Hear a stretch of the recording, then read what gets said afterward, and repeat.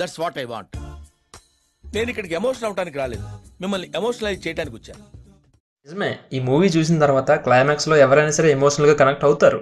ఎందుకు అనేది రివ్యూలో మాట్లాడుకుందాం. నిజానికి ఈ మూవీ మీద నాకు ఇంట్రెస్ట్ లేదు, భయపడుతూనే థియేటర్కి వెళ్ళా. బట్ సర్ప్రైజింగ్లీ మూవీ అయితే నచ్చింది నాకు. ప్లాట్ విషయానికి వస్తే హీరోకి అనుకోకుండా క్రికెట్ బాల్ తగులుతుంది. అప్పటి నుంచి అతని ఫేస్ ఒక స్మైలీ ఫేస్గా మారిపోతుంది. అంటే అతనికి ఏ ఫీలింగ్ వచ్చినా, నవ్వు వచ్చినా, ఏడుపు వచ్చినా, బాధ వచ్చినా ముఖం మాత్రం ఒక స్మైల్ ఇస్తున్నట్టే కనబడుతుంది అనమాట. ఇలా జరిగిన తర్వాత ఇటువంటి సిచ్యువేషన్లో అతను ఒక అమ్మాయితో ప్రేమలో పడతాడు. ప్రేమలో పడిన తర్వాత ఆ అమ్మాయికి లవ్ సక్సెస్ అయిందా లేదా, అతని ఫేస్ మళ్ళీ నార్మల్ అయ్యిందా లేదా, చివరికి ఏం జరిగింది అనేది స్టోరీ లైన్. మూవీ స్టార్టింగ్ ఒక 20 minutes మన సహనాన్ని పరీక్షిస్తుంది. అప్పటి నుంచి ఒక కామెడీ ట్రాక్, అంటే ఎప్పుడైతే అతనికి ఇక ఫేస్ స్మైలీగా మారిపోతుందో అప్పటి నుంచి సినిమా ట్రాక్లోకి వస్తుంది. కామెడీగా ఫన్నీగా వెళ్ళిపోతుంది ఫస్ట్ హాఫ్ వరకు. ఇంకా సెకండ్ హాఫ్ మొత్తం మంచి ఎంగేజింగ్గా తీశారు. నిజంగా స్క్రీన్ ప్లే వరకు, స్టోరీ కానీ అంతా చాలా బాగుంది. ఇంకా క్లైమాక్స్ విషయానికి వస్తే నిజంగా కన్నీళ్ళు తెప్పించాడు గెటప్ సీన్ అన్న.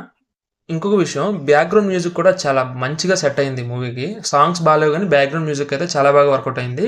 అడల్ట్ కంటెంట్ విషయానికి వస్తే అడల్ట్ కంటెంట్ అక్కడక్కడ ఉంటుంది. అరౌండ్ ఒక మూవీ మొత్తం మీద ఒక 4 times వస్తుంది. అది కూడా లిప్ లాక్స్, ఇంకా అంతకన్నా పెద్దగా ఉండదు. ఇంకా పెర్ఫార్మెన్స్ గురించి మాట్లాడుకుంటే నాకు బాగా నచ్చింది ఎవరంటే హీరో గెటప్ శ్రీను అన్న పెర్ఫార్మెన్స్ అయితే ఎరగదీశాడు. లిటరలీ అది స్మైలీ ఫేస్తో బాధను చూపించడం, కష్టాన్ని, దుఃఖాన్ని చూపించడం అనేది చాలా క్రిటికల్ థింగ్. అది దాన్ని పర్ఫెక్ట్గా ఎక్కడా డౌట్ రాకుండా చాలా బాగా చేశాడన్న.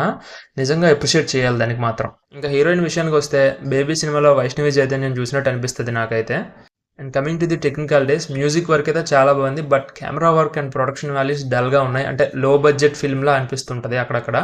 అండ్ మైనస్ విషయానికి వస్తే స్టోరీ అక్కడక్కడ మన ఏదో వేరే సినిమాలో చూసాంలే అన్న ఫీలింగ్ అయితే అక్కడక్కడ కలుగుతుంది. బట్ ఈ స్టోరీ మాత్రం ట్రూ ఈవెంట్స్ మీద బేస్ అయ్యి తీశారంట ఈ మూవీ. ఫైనల్గా నేను చెప్పేది ఏంటంటే, don't judge a books by its cover. Cinema అయితే బాగుంది, ఫ్యామిలీతో హ్యాపీగా ఎంజాయ్ చేయొచ్చు. కొంచెం అడల్ట్ సీన్స్ అయితే ఉన్నాయి, ముందే చెప్తున్నాను, తర్వాత చెప్పలేదు అనొద్దు. That's it for the review of Raju Yadav. Please do subscribe to my channel if you like my content. Thank you, by by. We will meet you in the next one.